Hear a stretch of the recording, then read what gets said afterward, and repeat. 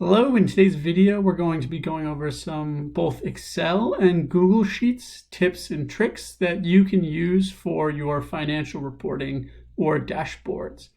First, we're going to start in Excel. Everything we're going to be doing is basically the exact same between the two platforms, with the exception of Sparklines, which I will show you how to use at the end of the video, and then we'll flip over to Google Sheets so you can see that as well.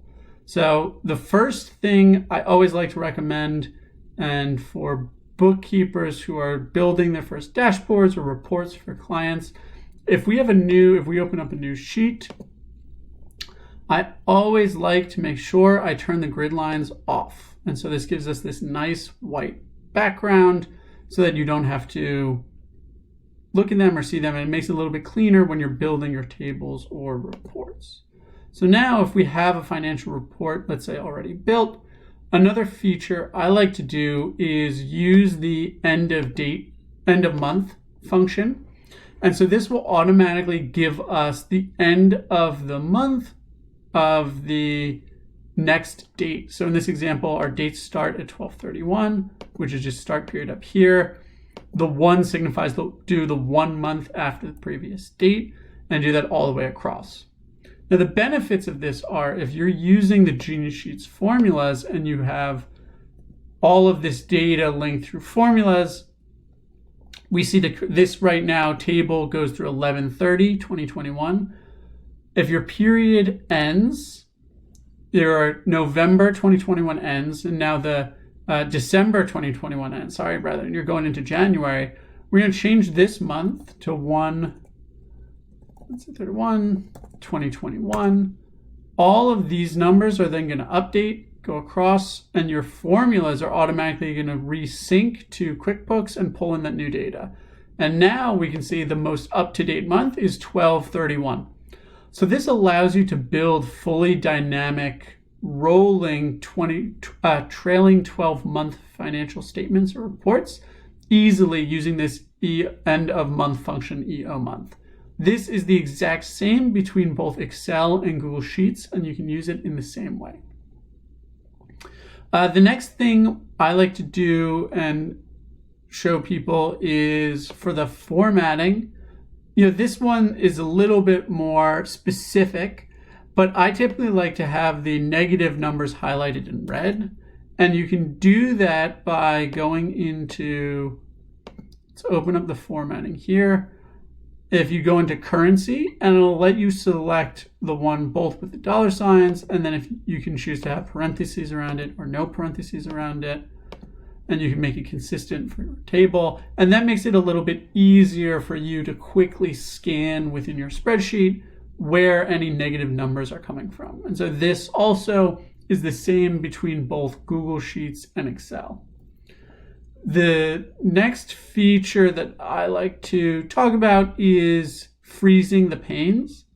So if you're unfamiliar, what this allows you to do is lock this column B, and what we'll do is we'll lock this row 7 so that if I want to scroll through the rest of the spreadsheet, I can continue to see what's in column B and what's in this row 7. So I'm going to put it right in the cell here, C8, do freeze panes.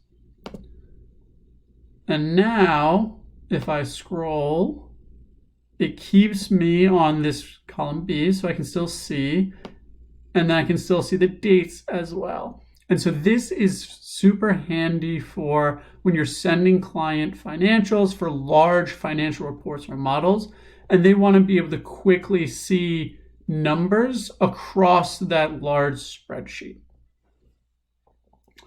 The final kind of trick we're going to go over today is Sparklines. So if you're not familiar with Sparklines, Sparklines are a relatively newer feature from Excel that lets you build little graphs within individual cells.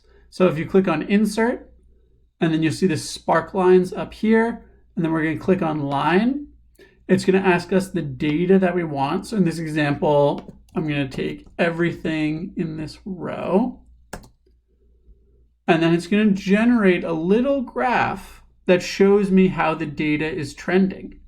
And so what you can do is you can then copy this across your spreadsheet, and it'll create these little mini graphs that make it really easy for you to see how your data is trending without having you go through the process of building a full graph.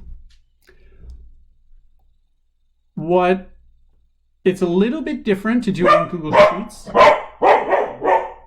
So if we switch over to Google Sheets here, what you'll see is we'll do Sparklines. So it's actually a formula.